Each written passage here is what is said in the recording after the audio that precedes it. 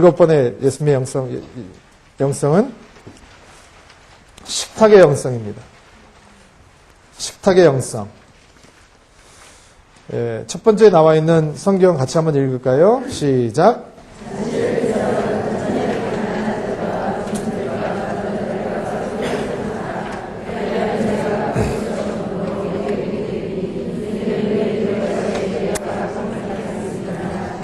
예, 가난한 자, 병신, 저는 자, 소경 밑줄 그어놓으세요. 그리고 그 옆에다가 여러분들이 마크를 하나 해주셨으면 좋겠어요. 누가 가난한 자요, 병신이요, 저는 자요, 소경들이나 저 사람이 아니라 나라는 거예요. 그게 안 깨달아지면 참 힘든 삶을 살게 돼요. 예. 여러분 식탁의 영성은 뭐냐면요, 사람을 좋아하는 영성이에요. 예. 여러분 사람 좋으세요? 저 이렇게 쳐다보세요. 이렇게 쳐다보면요, 이렇게 보면 누가 사람을 좋아하고 누가 사람을 별로 안 좋아하는지 제가 좀 알 수 있어요. 여러분 눈빛을 통해서. 여러분 눈으로 얘기할 줄 아세요? 예. 저는 사람의 눈이 얼마나 많은 것을 얘기하는지 우리 오늘리교회 와서 성도님들한테 배웠어요. 얼마 전에 우리 부부중보기도 학교를 마치고 우리 수고하신 권사님하고 인사를 하는데 권사님 손을 붙들고 제가 수고했다고 얘기를 했는데요. 권사님이 저한테 그러시더라고요. 목사님 눈빛으로 다 얘기하시네요. 그러더라고요. 우리는 말로 대화한다고 생각하는데 그분은 말 들은 게 아니고 눈으로 들었어요. 예. 그러니까 여러분 사람을 좋아한다는 거는요, 사람을 쳐다봤을 때 저 사람이 나한테 관심이 있구나 좀 느껴야 돼요. 예. 근데 큰 교회 다니면 이게 문제라. 예. 사람이 관심이 없고 귀찮아요. 예. 치고 막 왔다 갔다 하고. 예. 여러분 식탁의 영성이 있으면 주일날 모르는 사람한테 가서 인사합니다. 오늘 은혜 많이 받으세요? 그러면 그 사람이 여러분 이상하다고 생각하죠? 근데 매주 하면 여러분 좋다고 생각해요.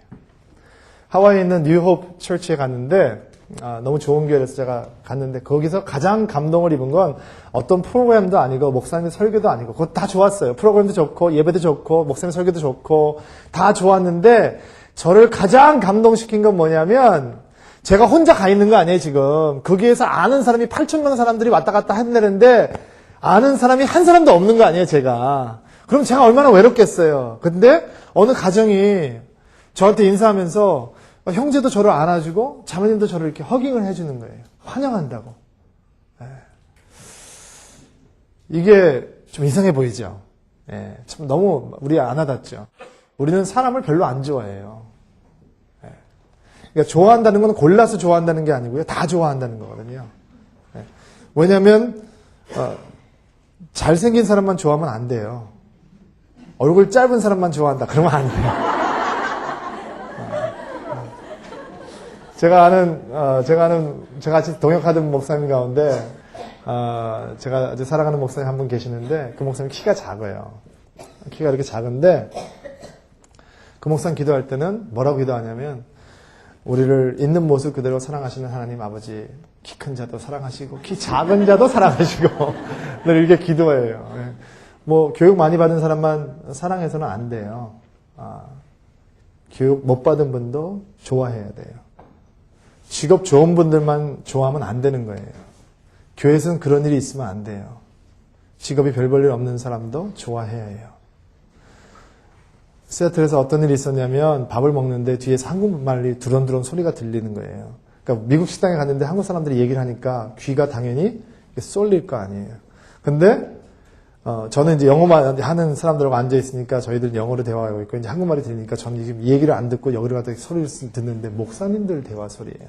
시애틀에 계시는 목사님들은 아니고, 시애틀에 무슨 행사차 참석했다가 거기 가서 식사를 하시는 한국 목사님들인데, 제가 관심을 갖게 된 이유는 그 목사님들이 제가 고등학교 때 다녔던 동부에 있는 어느 교회를 담임하고 계시는 목사님인 거예요. 근데 시간이 이제 20년 정도 흐르다 보니까 제가 이렇게 잘 얼굴을 못 알아봤던 거죠. 근데 그 대화 내용이 뭐냐면 참 창피한 내용이었는데, 무슨 내용이었냐면 우리 교회는 어떤 직업을 가진 사람이 몇 명, 이런 직업을 가진 사람이 몇 명, 우리 교회는 뭐 하는 사람이 몇 명, 사업 크게 하는 사람이 몇 명, 이런 얘기를 막 하는 거예요. 그러니까 그게 자랑이라고 지금 하고 계시는 거예요. 물론 한국교회는 그런 목사님들 없지만 이민교회는 그런 목사님들이 있으니까. 예. 식탁의 영성이 임해오면 그런 게 안 보여요.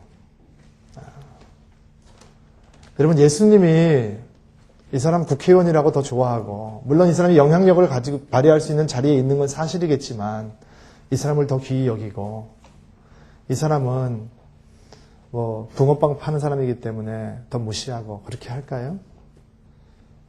나는 그런 예수님이라면 오늘이라도 예수 믿는 거 포기하겠어요.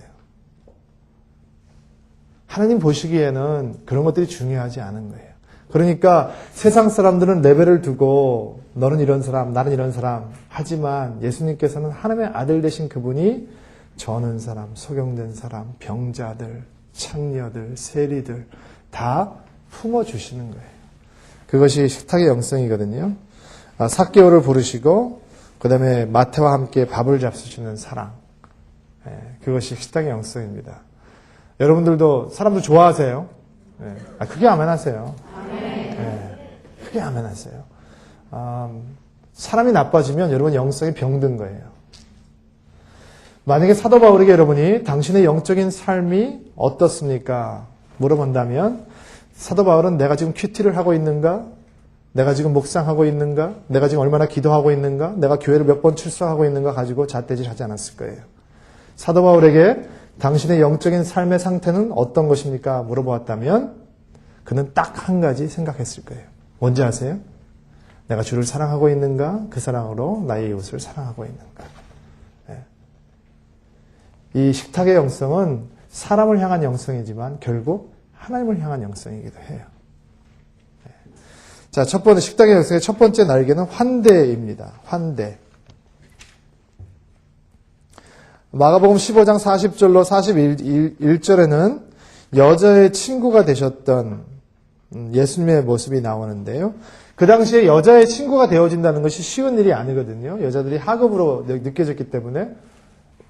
여러분 그거 아시죠? 유대인들이 아침에 일어나서 기도할 때 내가 이방인이 아닌 것을 감사하고 내가 여자가 아닌 것을 감사했잖아요. 그런 것처럼 여자들은 어떻게 보면은 교회 안으로 들어올 수 없는 그런 존재였는데도 불구하고 예수님께서는 친히 여자들을 세워주시고 여성 리더십들을 인정해 주시고 이렇게 하셨다는 것입니다.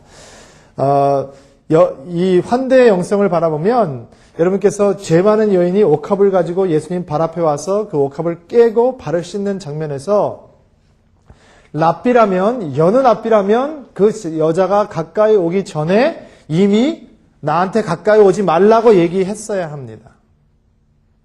그러나 예수님께서는 그런 사람도 맞아주시는 환대가 있었다는 것입니다. 사람들은 그 여자를 바라보면서 남자들은 음란한 생각을 하면서 그를 비판했겠지만 정죄했겠지만 예수님께서는 그 안에 음란한 생각이 안 계시기 때문에 그 사람이 보여지는 것입니다. 몸뚱아리가 보여지지 아니하고 사람의 인격체로 보여주시니까 그를 맞아주시는 것입니다. 여러분 환대라는 것은 옛날에 사실은 손님을 청해서 우리 집으로 맞아들이고 하는 그런 그 아름다운 그리스도의 영성 훈련이 사실은 있는 건데 요즘 현대사회에서 핵가족화가 되기 시작하면서 이런 것들이 좀 없어져서 안타까운데요. 십자가의 첫 번째 날개는 사람들을 우리의 삶 속으로 반갑게 맞아들이는 환대라는 날개가 있고요. 두 번째는 예수님의 영성은 다정의 영성입니다. 두 번째 날개는 다정다감 할 때 다정이라는 것입니다. 예수님이 따뜻하셨을까요? 안 따뜻하셨을까요? 여러분 예수님 무뚝뚝했을 것 같아요? 아니면 예수님이 아주 다정다감했을 것 같아요?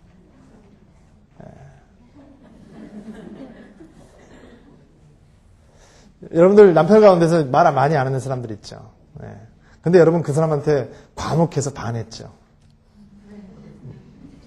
남자가 촐랑촐랑 말하는 것보다 묵직한 게 좋은데 결혼해보니까 너무 말이 없어. 예수님께서는 과묵하셨을까? 아니면 따뜻했을까? 예수님께서는 쉽게 접근할 수 있는 사람이었을까? 아니면 예수님 앞에 사람들이 오면 덜덜덜 떨었을까? 틀리죠? 요즘 목사들하고 틀리죠? 어떤 분들은 목사님하고 뭐 악수하면 얼굴도 못 마주치는 분들이 있어요. 보통 사람이에요, 목사들이요. 전혀 그러실 필요 없어요. 여러분과 똑같은 문제 가지고 갈등하고요. 여러분과 똑같은 문제 가지고 주님 앞에 의심하고 힘들어하고 넘어지고 좌절하고 똑같아요. 맡겨주신 롤이 틀리다 뿐이에요. 근데 그냥 뭐 악성하면 얼굴도 못 들고 막 이러는 분들이 있는데 그러실 필요 없어요. 예수님은 다정하시죠. 다정하신데 다정하기 때문에 아이들을 안으시고 아이들을 축복하시고. 근데 나에게는 그런 마음이 없는 것을 많이 느껴요. 제가 이번에 우리 공동체 식구들하고 여름에 인디아 아우리시를 갔다 왔는데요. 저는 인도에 여러 번 갔기 때문에 이번 인도에 가서도 충분하게 감당할 수 있으리라고 생각했는데 저는 제가 그동안 인도를 다녔던 게 제가 아니라 성령님께서 하신 거라는 것을 깨닫는 사건을 경험했어요. 인도에 가면 불결하기 때문에 때로는 뭐 이도 옮기도 하고요. 그런 일들이 많이 있어요. 그런데 이제 기도를 해달라고 사람들이 많이 나와요.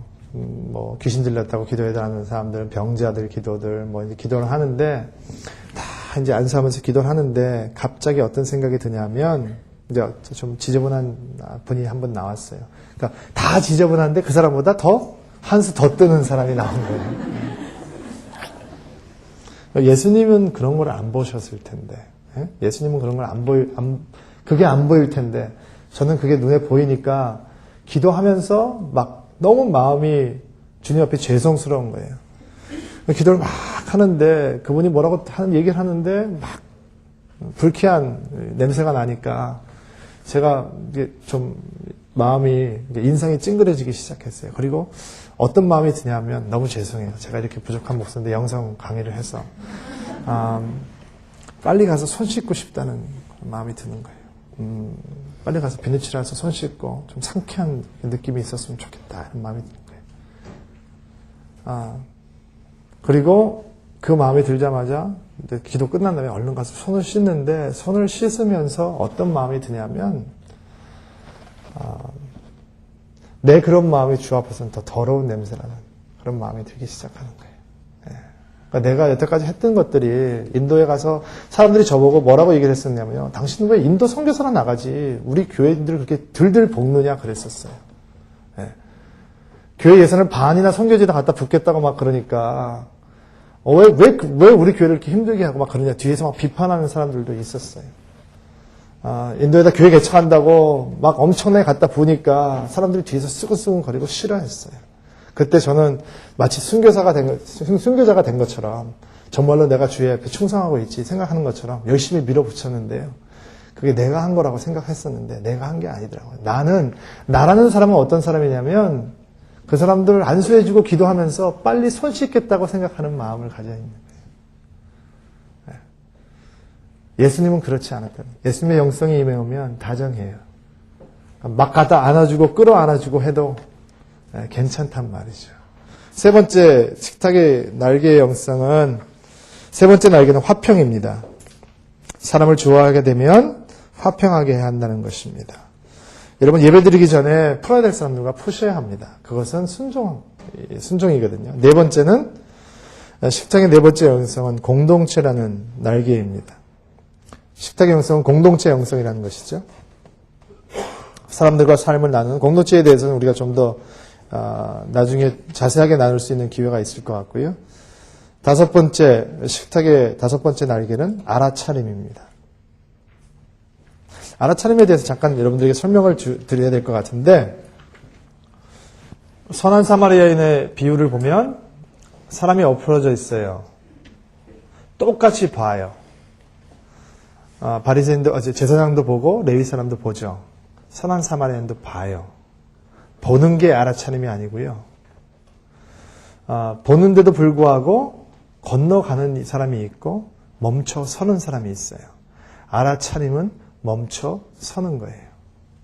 여러분 야곱이 돌베개를 베고 자다가 하늘문이 열리고 사다리를 타고 천사들이 왔다 갔다 하는 걸 보면서 뭐라고 얘기하냐면 여호와께서 여기 계셨더니 내가 알지 못하였노라.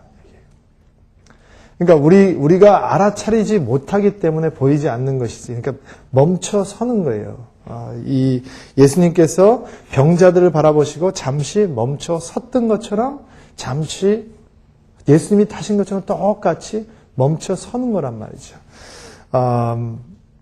저는 이 예수님의 영성이 제자들에게 임하기 시작하면서 이 알아차림으로 말미암아서 일어나는 기적의 현장이 사도행전 3장에 나와 있다고 생각하는데요. 사도행전 3장에는 어떤 사건이 나오냐면 베드로와 요한이 성전으로 올라가다가 미문, 아름다운 문이라는 것에 앉아있는 거지를 고치는 장면이 나오는데요. 성전에 왜 갔죠? 기도하러 갔죠. 그럼 그 전에도 기도하러 갔었을까요? 안 갔었을까요? 갔죠. 그러면 거지는 거기 있었을까요? 없었을까요? 있었어요. 근데 알아차렸어요? 못 차렸어요? 못 차렸어요. 근데 예수님의 식탁의 사람을 좋아하는 영성, 사람이 물건으로 보이지 아니하고 가치로 보이지 아니하고 사람이 사람으로 보이기 시작하니까 그를 바라보고 뭐라고 얘기하죠?